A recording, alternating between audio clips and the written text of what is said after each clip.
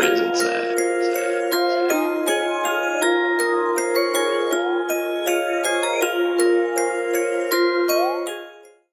Welcome, everyone, to our Christmas episode of Recuv Hub. It's a time for friendship and gifts and presents, and we have the gift of having our friend Josh on today. We know him from around town, so everyone come and gather around. How you doing, Josh? I'm good, man. Thanks for having me. What's your line of duty? I'm a first responder. I've been a firefighter for 22 years. I'm a paramedic. I've been a paramedic for 16 years, and they kind of go hand in hand. I'm a firefighter paramedic. Nice. So, yeah, you've helped a lot of people and probably saved a handful of lives. And what was your struggle with alcohol, drugs? Alcohol. Off-duty alcohol. I was drinking to kind of cope with my PTSD. I was diagnosed with PTSD in late 2018. At a recovery facility in Maryland. I went to the IFF Center of Excellence in Maryland. It's specific to firefighters. And that was just like a 30-day treatment that you went there for? It varies for individuals. Yeah. It's anywhere from 30 to 120. I mean, there was individuals there for, 140 days. So what brought you to Maryland anyway in the first place? I kind of hit my limit. Were you drinking like heavy? I was drinking pretty heavy. Yeah. I was drinking beer, and I was lying to myself. What kind of policy did they give at the fire department for this? Like, what did they give you a chance for drinking whatever it is? Do drugs go through Oh, I would never. I'm not saying that you did, but does drugs go through the fire department, that kind of stuff? You see it probably in a lot of places, but. It's hard to say. I think that it's, from my experience, having gone through recovery and being at the facility with other firefighters, I've heard a lot of stories about drugs and alcohol and the fire service. But for the most part, guys are using it as a means to cope with their injuries or their mental injuries, so to speak. So you got PTSD on the job. Was there a specific point where you can remember that it actually stuck? Oh man, I'm basically I got some trauma from that. I didn't know where it was coming from. I knew that I was sad. I knew that I was angry. I knew that something was wrong, but I couldn't tell you what it was at the time. This was actually, I'll tell you, this was December 19th, 2018. So almost a year ago. It'll be a year tomorrow.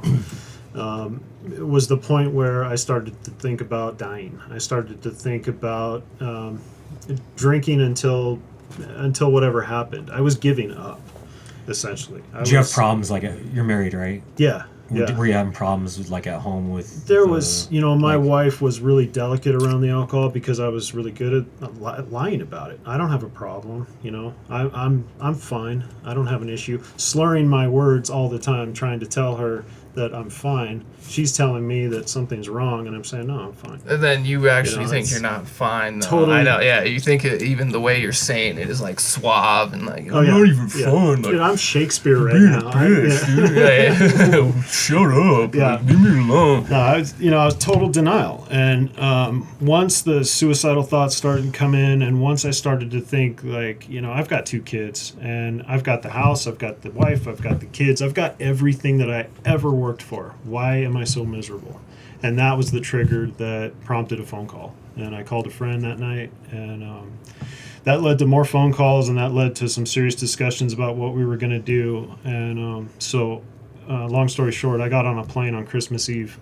I left my 2 young kids behind, my wife behind. And was that your decision to leave on Christmas Eve? Yeah, it was. It needed to happen, and it needed to happen sooner than later. I wasn't going to put off getting help just because of the holiday. It was to the point where something really bad was going to happen if I didn't get help. So that was Christmas Eve, and so I was it's almost Christmas Eve now, so you've almost got a year here? I've almost got a year. Congratulations, bud. Mental fitness is kind of my new gig. It's been a lot. It's taken a lot of work, but I feel great. I've never felt better. I'm in a good place. Would you say that the 30 days in Maryland really helped you a lot? 30 days basically set a foundation on your recovery for right now? Because I know you were out here and spent a little time in recovery out here. So did we. Obviously, the same place. But where did it actually click for you? Do you think where you're like, I cannot drink anymore? I would agree with you wholeheartedly that the foundation was laid in Maryland. Yeah. There's something called cultural competence in the mental health field. A lot of us, and this is a big complaint in the fire service, is guys will go see counselors all the time. We deal with a lot of stuff, but oftentimes we go see a counselor that doesn't understand what it is to go to work for 24 hours at a time, or doesn't understand what it is to pull hose. The terminology alone is just different.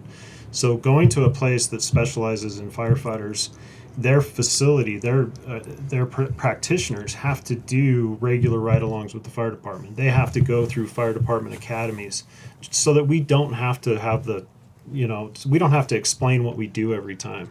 We can jump right into getting the help, getting the treatment, getting the help that we need. Yeah. So that was big. But, a lot of epiphanies happened in that place. I didn't know that I had depression. I was diagnosed with depression. I didn't know that I had anxiety. I was diagnosed with anxiety. I was diagnosed with moderate alcoholism and PTSD. I didn't understand those things. And, coming up in the fire service, it was always, that can't happen to me. There's a denial that happens. PTSD is reserved for the military. PTSD is reserved for combat. I don't have PTSD, but I didn't understand PTSD. It's all it simply is the way that my brain processes the trauma. I was in a disorder that wasn't allowing me to process the trauma appropriately. I was dealing with it with the only medication that I knew how to take, which was alcohol. So I was drinking on my off days. I was, early on I set up rules for myself. I'm never going to drink the day before a shift, or I'm never going to drink, 2 days before a shift. I'm not going to even drink, at all this 4-day or on my days off. As the years progressed, and for the last 8 years, I started breaking my own rules. I never drank before shift. I never went to work drunk. Was I 100%? I would, I went to work not 100%, and I feel really guilty about that. But at the same time, I was always highly, effective and proficient at my job. I prided myself on being really good at what I do.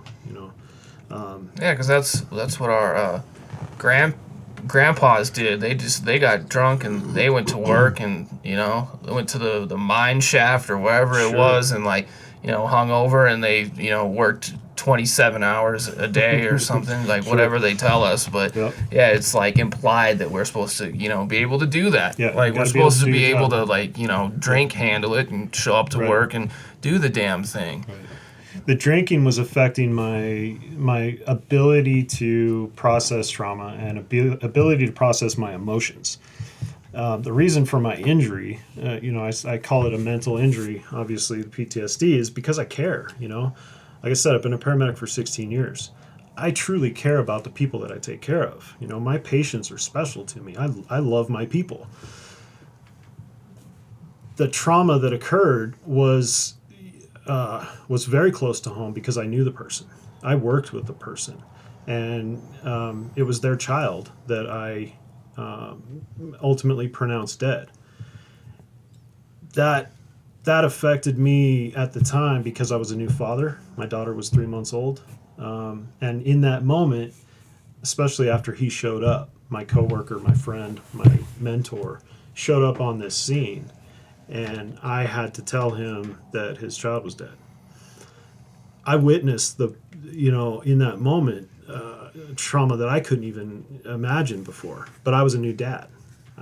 I understood it, but it sank its teeth into me, and I suffered from it for the last 8 years without realizing it, that was the cause of what I was dealing with. So every time I thought about that incident, or the incidents around that same time period, or the incidents over the course of the last 8 years, I wanted to go home and drink a beer to forget it. I didn't want to think about it. So I was in that place that was the only medicine I knew how to take that could calm the anger, the rage, the feelings of sadness in my head. So yeah, we're supposed to it's supposed to be implied as men that we should just be able to handle that kind of stuff.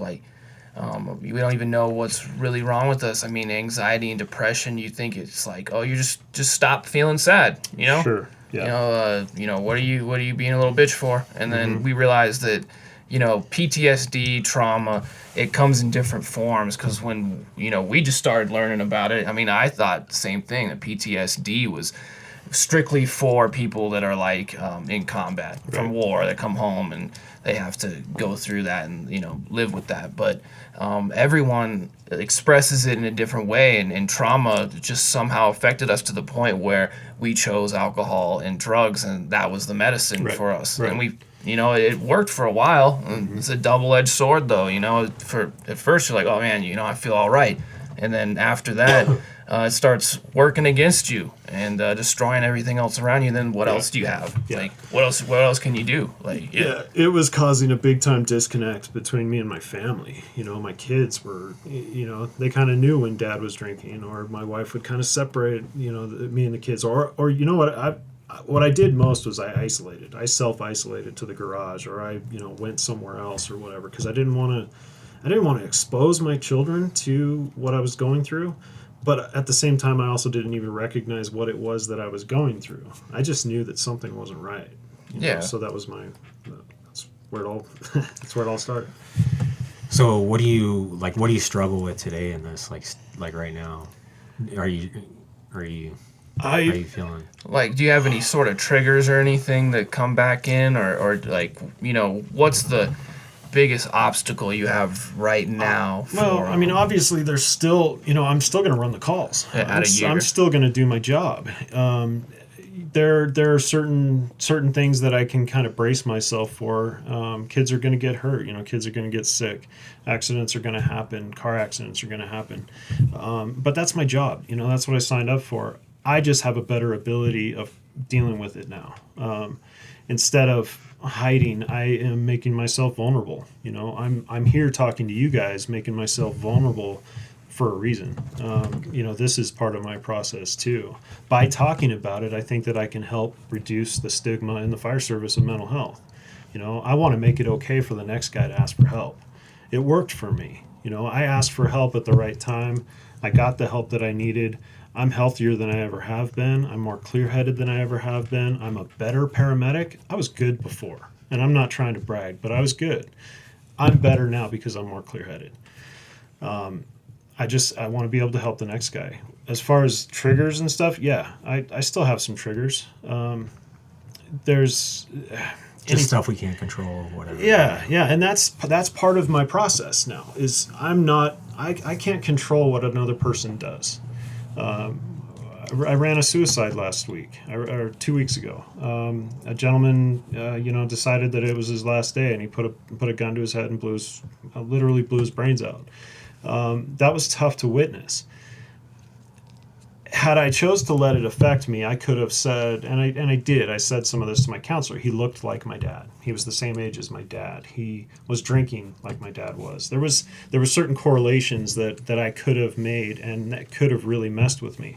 But my ability now to say, that I did what I needed to do. His choices shouldn't affect what I do. I was able to process that one out. Did some EMDR work. We talked about that a lot. Taken care of. So, what's the difference between like then and how you see trauma now? I mean, it comes with the job. You mean you're gonna see the stuff, and how you handle it now versus then? Was it the EMDR work, like we just said, or was it like giving up the control? A lot of it came from just understanding how somebody can get in trouble in mental injury or mental health. Having a better understanding of how guys can get in trouble. I would say that one of the biggest factors is not talking about it. Being the tough guy. Not going back to the station and saying, "Hey, Cap, that one bothered me for some reason. Can we talk about this?" That doesn't happen as much as it should in the fire service. We joke, which is part of our coping process. We joke about some of the horrible things that we see. Some of that stuff is healthy, but it can go a step further, and we can say, "Hey, look, let's just sit down and talk about this. Let's leave work at work and not take it home with us. Let's truly do that. Let's leave it at work. Let's talk this out. Let's try to figure out, because I bet you anything that we're all probably feeling the same thing. We all got families. We all got kids. I'm sure that guy across the table is thinking the same thing that I am. That really sucks, and I feel sad about that. We're not good at saying I feel. Mental health is just starting to become apparent, like, as a problem, I think, in like the last several years here in this country. I think up until now, people didn't really take it seriously, like, and then, you know, with stories like that, or with cases like what you have, it's obvious that you know, it happens to everyone, and like, or a lot of us, I should say. And now we're finally just figuring out ways to handle it. And I mean, before, you're right, I didn't say anything. I just kind of kept it to myself, hoped it would go away. You know, I had guns pulled out on me. I had, you know, people die and shot and, you know, around me. And I just thought, like, oh, man, you're not a gangster if you don't just handle this and just swallow it, dude. Yeah, don't be a bitch. And then, you know, what did that get me? Like, I became a drug addict because of it, because I didn't know how to feel okay on the inside about these things, and I didn't open up and start talking about it until I got here.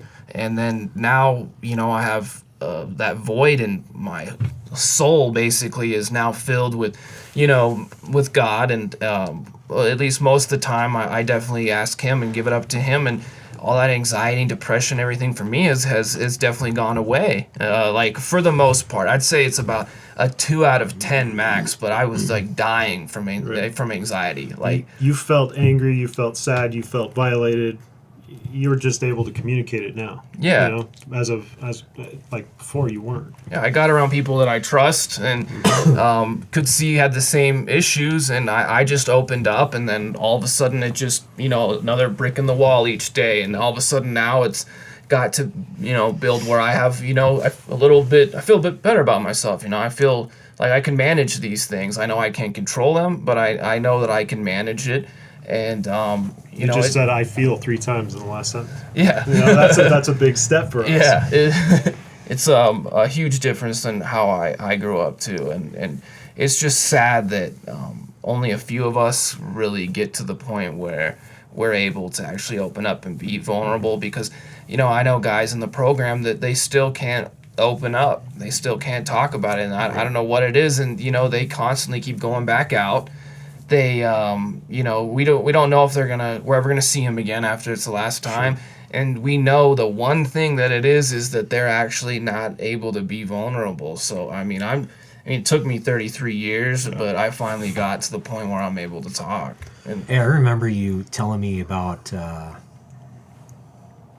hanging out with the fire department all the time on your off duty, on your on duty, and like you have that as your life. Have you kind of like bridged out a little bit and just went into like other friends and like just hanging out with other people and not just your same people all the time? I got a really strong circle of friends, and I would say that that question is kind of twofold. There's that cultural aspect of the fire service, you know, the brotherhood. You know, we're a family, and truly we are. You know, we have to rely on each other and trust each other. The other factor is the cultural acceptance of alcohol. You know, the union picnics and the events, and every single event that I've been to with the fire department has always been, you know, there's always been alcohol, and everybody always has a great time, right? As far as how do you feel going to those events like sober now? I feel good. You know, are you comfortable? You don't like have triggers if you like wanting to drink. Like you see people having fun. I've gotten to the point where I've kind of tested it a little bit. I don't want to test it too much. You know, I'm at a year, and that's a huge accomplishment for me. Yeah. But yeah, it feels great. It feels comfortable now to me to say that I'm sober, or that I'm even a recovering alcoholic. Yeah. I was unable to say that before. I tell everybody. I don't even care. I don't care. Yeah. You know, I'm being open with it. What the fire department did for me, because I started so early, I allowed it to kind of become my identity. So Josh Fireman, or Fireman Josh, or, you know, it was just part of my life, because it was the shirt that I wear the majority of the time. No, not anymore. My identity is completely flipped. I'm a father first, husband, I'm a fireman somewhere down the road because it's the job that I do, it's the job that I love, but it doesn't define who I am anymore. And that's taken a lot of that anxiety and stress off me too. So I can go to work and leave it there. It's crazy how you can give up that title. Yeah. Like I know I did the same thing with the film work or whatever it was, and all of a sudden it was like, oh man, that everything seems to be a lot better now. Like you just feel like you don't have that pressure on yourself to be the best at that. And I'm sure as a fireman, like it's definitely consuming as like your role as sure. who you are. Like you compare yourself to other people. You say I want to be as good as that guy someday, or I want to be him or whatever. It just it does. It can consume people to the point where they lose their sense of self. Now, obviously, this took a lot of work. It took a lot of work for me to actually remove that identity and start from scratch, because having to be honest with myself and say that I've been going down the wrong road for this long. It's time to redirect. That took some courage. That took a lot of work, and it wasn't easy. But I think it's effective. It's been effective for me.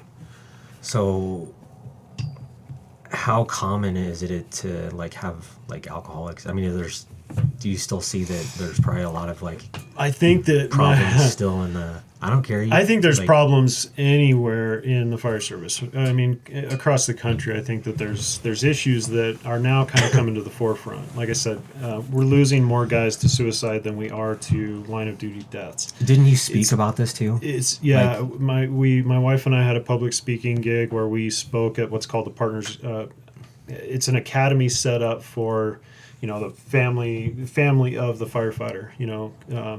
To kind of expose them to what their significant other is going to see. So we gave a talk on mental health and wellness in the fire service, and from your wife's perspective and yours, both perspectives, yeah. And there was this to the fire department or people in the fire department? Kind of a county-wide deal. There was different agencies involved, so everybody brought their families and kind of took part in this 2-3 day academy. That was a big moment for us too, because that was that kind of allowed us to open the door to help other people too.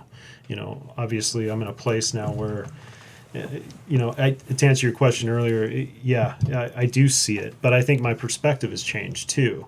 I see more of the guys that are doing what I did, which is denial. Not being open and honest about what could potentially be an issue in the future. Not dealing with those traumas or those issues early on so that they don't become a problem later. My wife and I are starting a foundation that we are hopefully going to be able to help a lot of people with. We're opening up this foundation nationwide to help any first responder. I don't care if you work at the hospital. I don't care if you drive in a black and white car. We want to be able to help somebody that is in crisis. We want to be able to get them the treatment that they need. So that's kind of my new mission, is to spread this word and be vulnerable with my story, so that maybe somebody somewhere down the road might say, you know what, I can relate to that. So I'm going to give this guy a call. So you're all about helping people with the fire service, the EMT emergency tech, and then now you got this thing going online for the. I'm glad to see how well you're doing. I mean, with all the stuff we have going on around here and recovery in general, how difficult it is to see people make it and actually succeed, and then want to go out and help people. That's what we're trying to do with the podcast here, and it's just awesome to see someone go from that bad of a state of being rock bottom-ish area to where you're actually able and capable to go out there and help people in different ways. I just look at it as when you're a kid, you wish to be something when you're older, and one of them's a firefighter, one of them's a police officer. And then as you get older, you start to see the firefighter, and you're like, oh, they get all the ladies, whatever. And you look at it for all these weird reasons, and then you get into it, and it's not what you thought it was. And it comes, but it's an image. It's just a freaking image, on the outside, but it's down and dirty. It's just a freaking job. It's it is a job, but you take this thing on of what it was imagined and what it's really Right. like. And the same thing for a police officer. I mean, absolutely. they go through rough shit on Yeah. their side too. And I don't blame like anybody that gets into alcoholism, and you know, it can just ruin you so fast. Yeah. Just the image that you're in, and then hanging out with the same people, and then the stories are all the same. It's like you hold up this like hard image, this badass image, and one person could say the wrong thing in the fire department. Like you said, if they joke around about it, like now that one person's afraid to even say something about it because like everybody joked about it. So it's like, fuck, Right. I should just laugh no- it off and be it's- okay with it. it's no big So deal. now you just freaking made everybody on that level. Yeah, so you try to So- bury it. So it kind of sucks. It's like it has to be like taken more seriously in a way, but it's like you want to have fun at the same time, but shit happens like, and you try to make light of it and make jokes around it, but it's not funny really, but you kind of beat around the bush. They in that don't sense. teach It's you like, in the academy early on about the things that you're going to see and some of the exposures that you're going to have. Yeah, you just don't know what you're really getting You really into. don't until you're there for a number of years. Statistically speaking, 30% of firefighters are gonna have a cardiac problem. So they're gonna 30% are probably gonna die of a heart attack someday. 30% of firefighters are gonna have some sort of cancer. Cancer's huge in the fire service right now. We've got a lot of initiatives going right now to prevent cancer in the fire service. Why is that exactly? Products of combustion. We go into burning buildings, and a lot of the modern building materials are plastic. We're dealing with some pretty harsh chemicals that get into our turnouts, therefore into our skin. Firefighters are dying of prostate cancer all the time. I inhale some of those. Yeah. You just did it for fun, Products of dog. Like, combustion. Yeah. I'm probably gonna get cancer or whatever. Sure. Like it is what it is. But and then on top of that, now we're looking at 30% of firefighters are going to be affected by PTSD. Statistically speaking. So all those three combined, that's 90%. It's hard to think that only 1 out of 10 is going to make it out healthy. That's tough. yeah, they don't advertise that on TV. They don't tell you that in the fire academy that, hey, 1 out of 10 of you guys are going to be okay, and the rest of you guys are fucked. Yeah. So is there like a lot of deaths in your crew, like with firefighting nowadays? Because I've talked to some people and I've heard stories where like towns like this size have actually like burnt down. I never heard it on the news, and we see like only the brave, and we see the 19 that died here.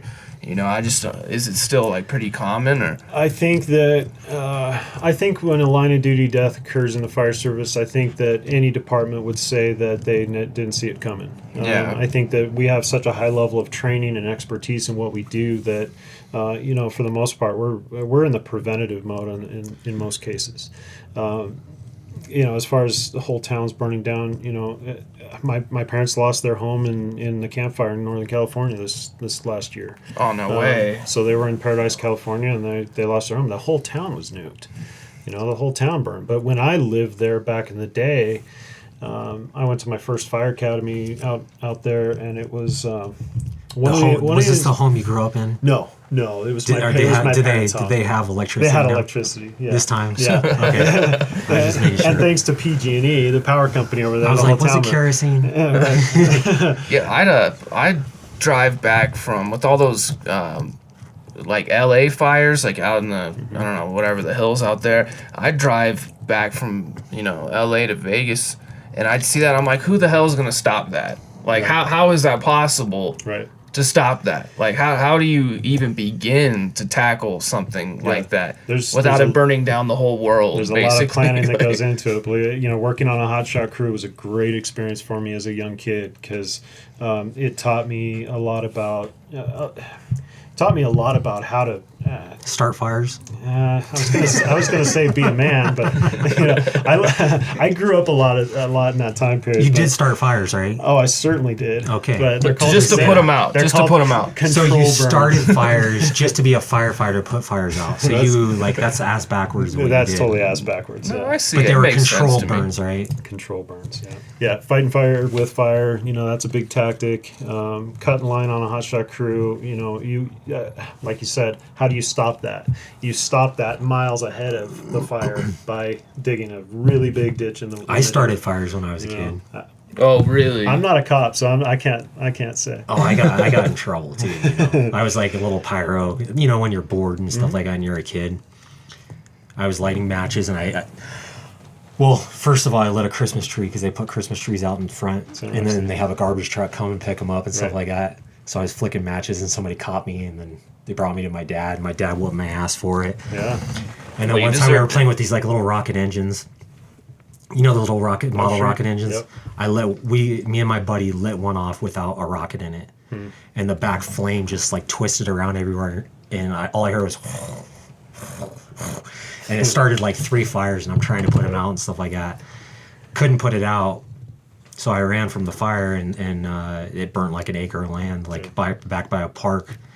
My parents took me to the fire department nearby and told them I started that fire, and they called you a dingus. They put me on a list saying like anytime a fire starts, they're gonna call like my parents or whatever. Like every fire in the town is like bad, your fault. But it was just at a young age I was like that, sure. Playing with fire, but like it's dangerous, and I know how dangerous it can get, how fast it can start. Yeah. And we have programs where we go to local schools, and K through 6th grade, we give lessons on water safety, traffic safety, don't play with matches. I think part of that is just that preventative nature of what we do now too, is educating them early so that doesn't become an issue further along. It's funny you mentioned that story. I was on a fire that started almost exactly the same way.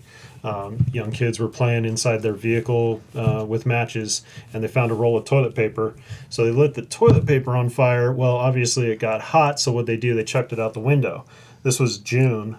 For whatever reason, the homeowner's Christmas tree was still out by the garage, and that roll of toilet paper landed right in the Christmas tree. They lost their entire house. Man. It was a sad story, but the kids were just playing with fire. I always thought that like Smokey the Bear shit was like bullshit. Like how they had the sign. It's like it always is on severe, and you're like, okay, like when is it not a severe time? And this could possibly happen. Is it just those damn kids that are starting all these fires? No. I mean, but it's hard to say. We've seen fires start for all number of reasons. Chains dragging on the highway, people throwing cigarettes out the window. Still, I never even thought about chains dragging on the highway. And that's actually started quite a few fires around here. A few big ones. We've lost. What was it? 3 years ago, I think we lost 5 structures from a chain dragging down the highway. Man, and how do you know it's a chain dragging down the like? That's just crazy. Multiple. It was a chain. Multiple starts down the highway. Huh? Multiple starting points down the highway. Fire science, dude. So yeah, you should know. Investigators. You should get with it. They can narrow it down pretty good. Yeah, I can't even believe like when a fire happens, they can go in after the fire and be like, oh yeah, so at like 1:30 a.m. a kid came in here with a dysfunctional firework and set it off, malfunction or whatever, and then this happened and burnt this way, and the trail. I'm just like that. Yeah, right. Now that you're out there helping people and with your fundraiser and you're doing EMT work at 100%. I'd say 110. Sure. Let's give it 110. What do you think has been the most influential thing to keep you going, like in your sobriety? Like what's keeping you sober? I think that the message really is truly that it's possible. If I was talking to a brother in need right now, I would say that it's possible to feel better. The problem with that is I wouldn't have believed me had somebody told me that, or I wouldn't have believed somebody had somebody told me that. In my crisis, if somebody said, dude, it can be so much better, you could actually live your best life, I wouldn't have believed them. So that's a difficult hurdle to jump. It's hard to say, like, it could be better. But right now I feel too good to go back. Yeah, there's so much more stuff that's worth it now to keep that you didn't have before that you wish you had. Like my relationship with my kids is 100 times better. My relationship with my wife is strengthened.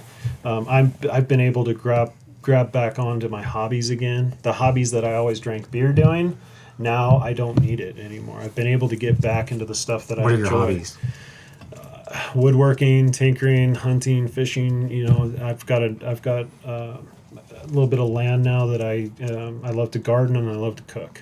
So a little bit of everything.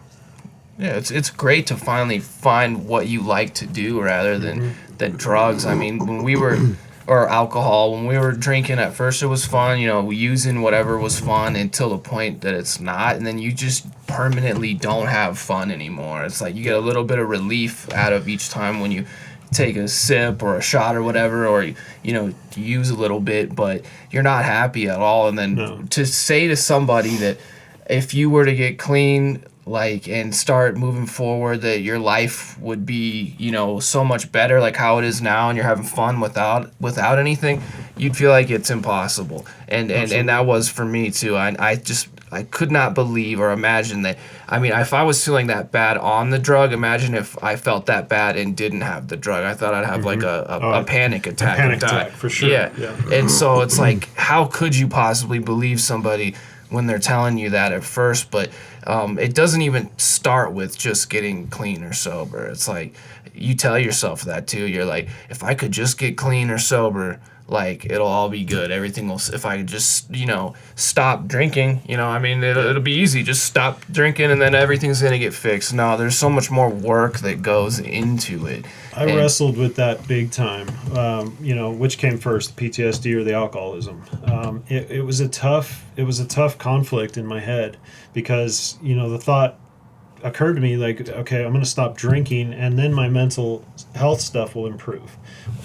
What ended up being the fix though was working on my mental health, fix the need for alcohol. I have no desire to drink because I can think clearly. I can process those things that were troubling me. I am able to say I feel. Yeah, it's okay to say you feel now. Yeah. Like I feel this way. I feel this way. Yep. Work it out in a healthy, processed way. And that's what I learned too. That's what you learned. And dude, I almost died. Literally Monday or whatever. I went off the deep end. I lost my shit. I didn't use. Good. I'm still fucked up to this day. I got 10 months clean, but I did not use. But I had to deal with some really bad shit, and I handled it really unhealthy in a way. And the whole thing is I got stuck in my own head, and that's the most dangerous place you can get stuck in is your own head.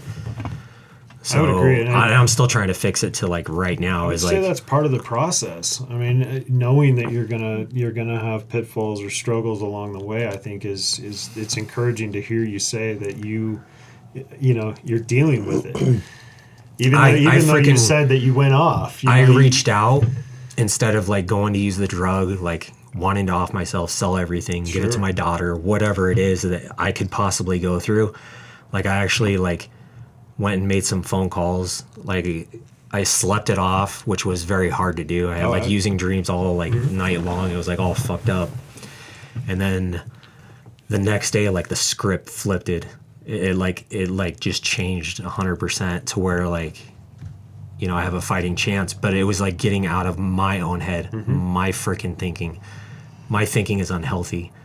So I have to get out of my own head and listen to other people, and God plays a huge role in this too, of just if I trust myself and my thoughts and how the world wants you to fail, instead of looking at and flipping the script and being you know what, God doesn't want me to fail.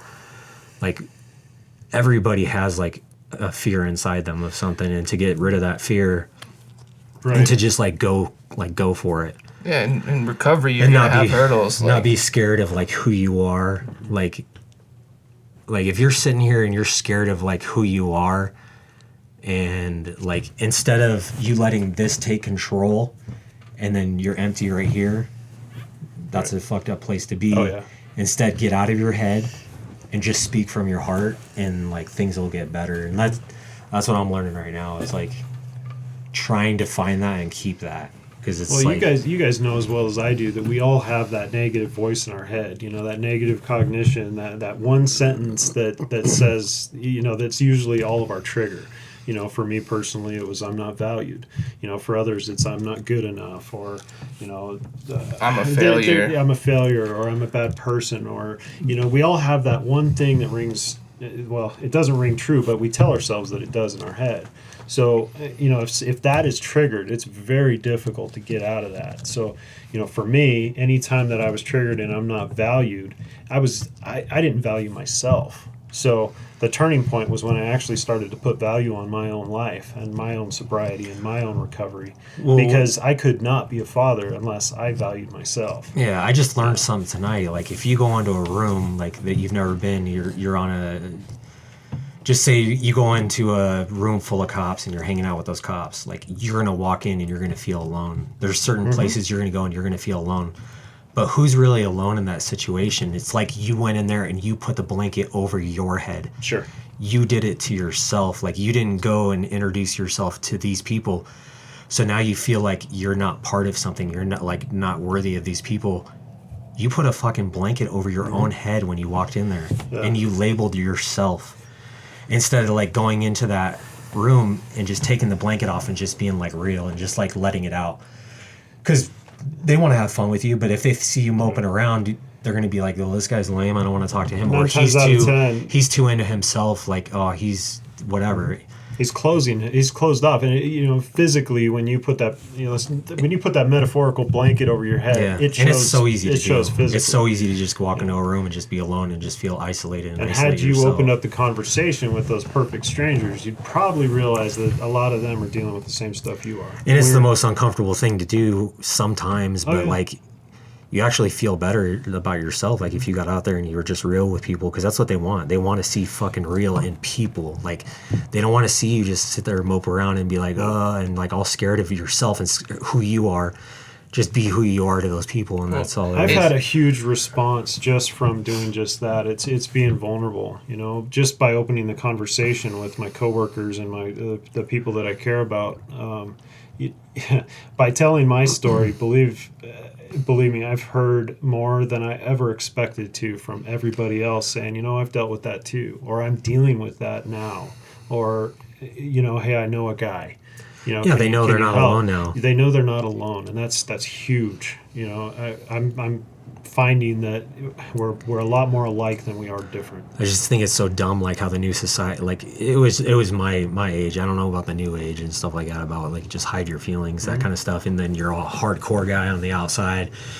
Even when you're drinking, that's all it is you're a badass, you're this, you're that. Because you don't feel anything anyway when you're drinking, period, anyway, so who cares? Like, you just talk about non-surface level bullshit. Do you guys think that the social media aspect has something to do with, kind of public appearance and putting your best self out there on the screen, but actually hiding behind it? Off screen? It's so deceptive how, like, social media portrays everyone. When you go on line and you are looking at everyone else's photos and you're seeing how cool they are with the nicest car, and they're out traveling or whatever it is, and you're like, man, I wish my life was like theirs. They're just posting like their highlights. And no one is able to accept that. People don't realize that no one's life is perfect, and that social media has been turning everyone to narcissists that have these extremely high expectations for themselves. Like, developing the filters was the worst thing ever.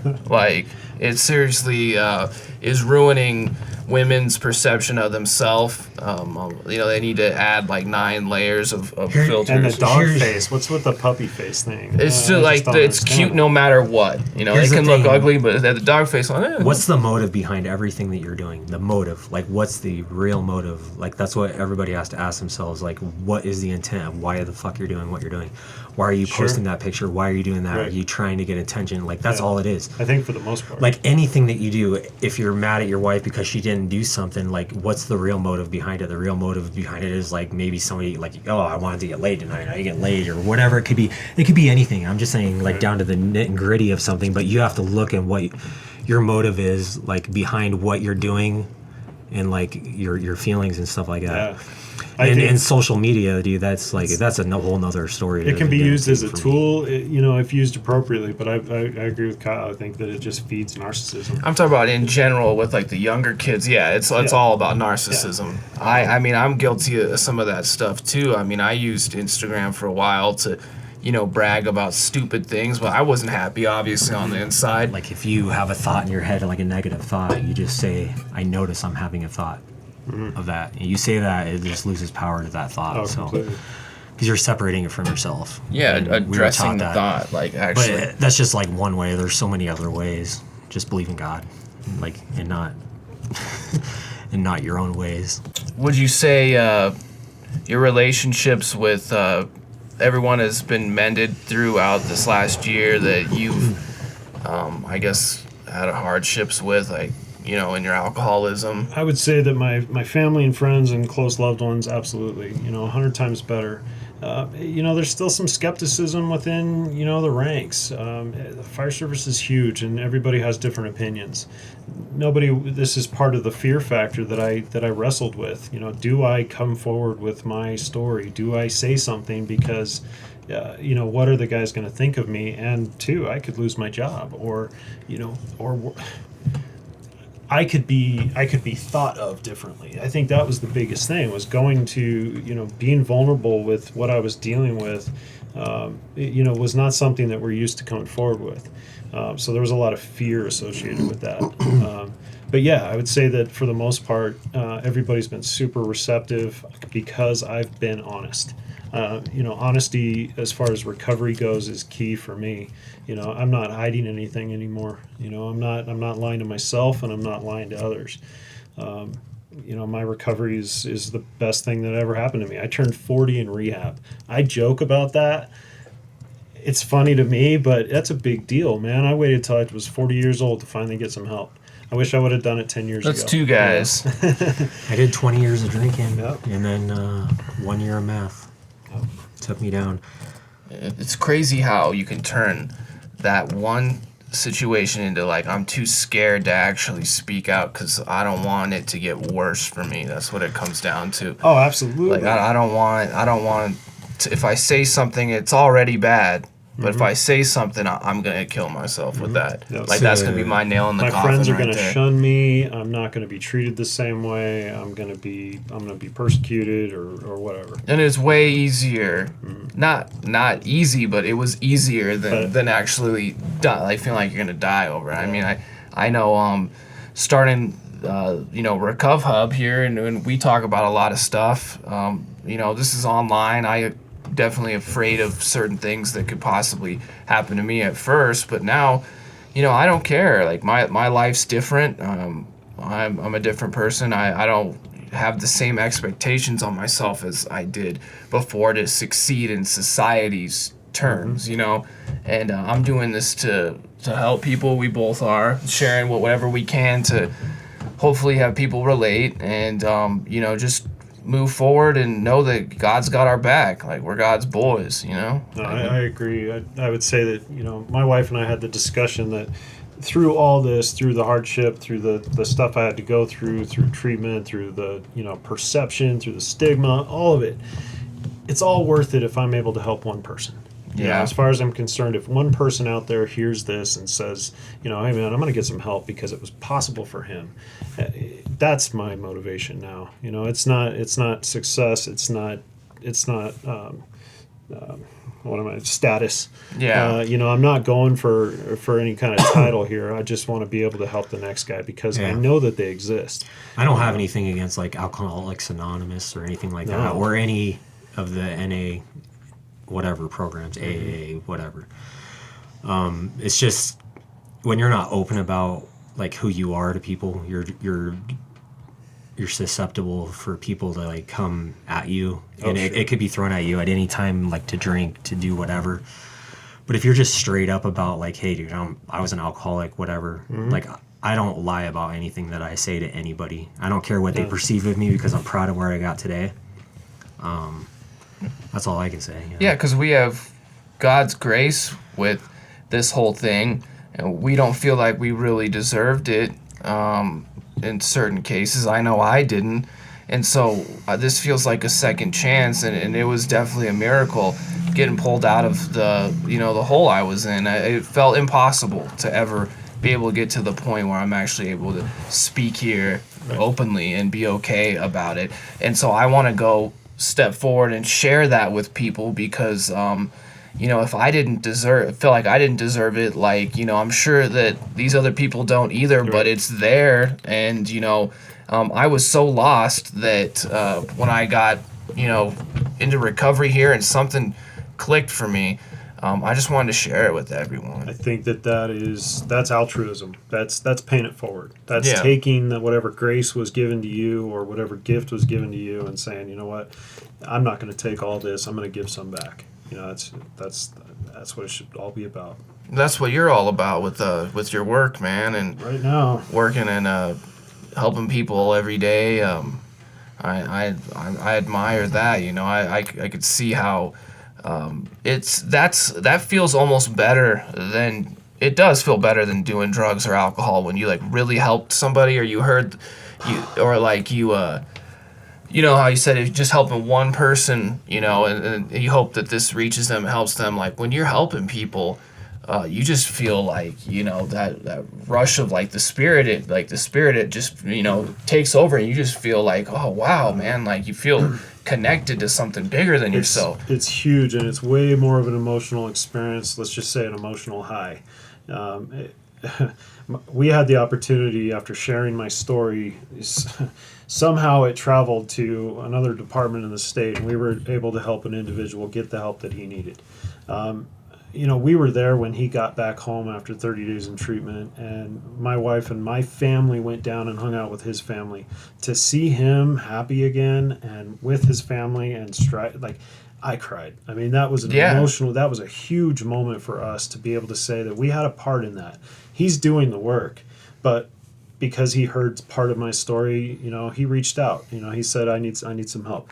That absolutely is the biggest high I think that I've ever experienced. Yeah. I've being a paramedic, obviously, everybody thinks of us, you save lives or whatever. It doesn't happen very often. I have had some legitimate saves in my career. Walking out of the hospital, going back home to their families, I am proud of those moments. But I think that I am even more proud of the person that we were able to help last year.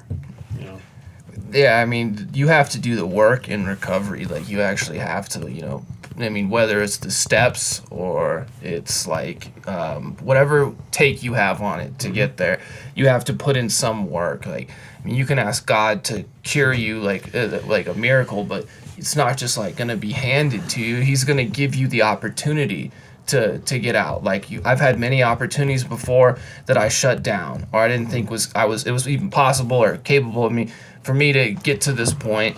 And then eventually I took it, and just like how you helped that guy, God put you guys in the same path for a reason.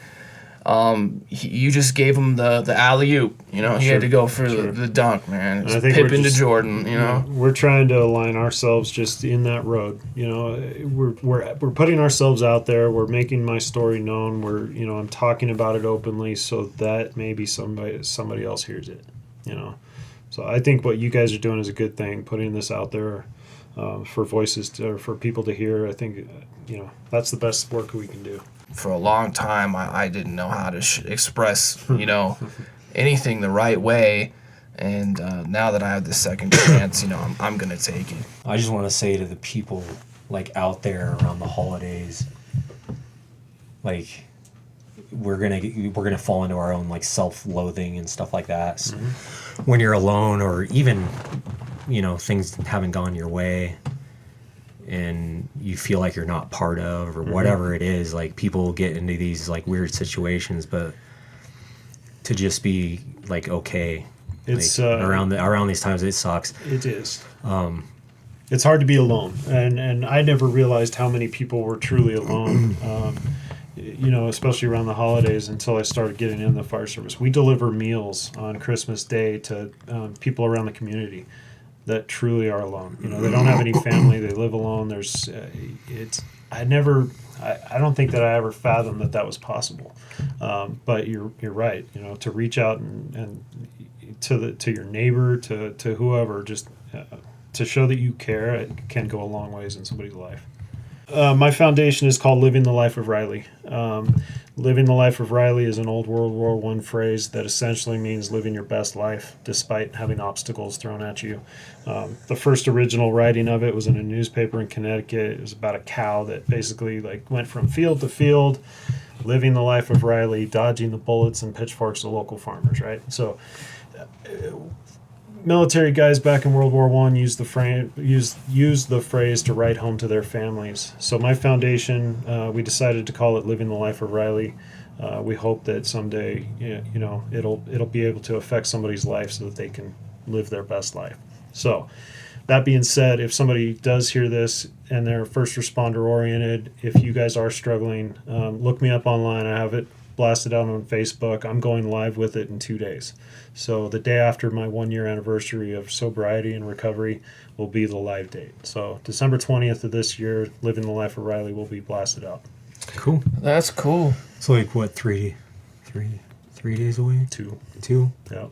Today's 18th? Today's 18th. Damn. Yeah. You with the program, John. Well, anyways, thanks, Josh, for coming on the podcast. It was awesome to hear your perspective on things, man. And you're doing great. You look great, if I can say that. I haven't seen you in like 6 months. I feel good. And, guys have said even at work, like, hey, man, you look great. You lost some weight. Yeah, I lost weight. The difference is I feel good. Can't hang out with us deadbeats, like us guys, like the lower of the lower. Well, you're a nerd, dude. It's okay to be a nerd, dude. Well, you're a nerd. I would gladly come back. Let's do this again in a couple months. I would love to have you back on. I know. If you have any questions for us, email us at recovhubpodcast@gmail.com. That's RECOV podcast@gmail.com. Merry Christmas, you filthy animal, and a Happy New Year. Don't shoot your eye out. Yeah. I guess, or whatever. A whole cheese pizza just for me. And we're out.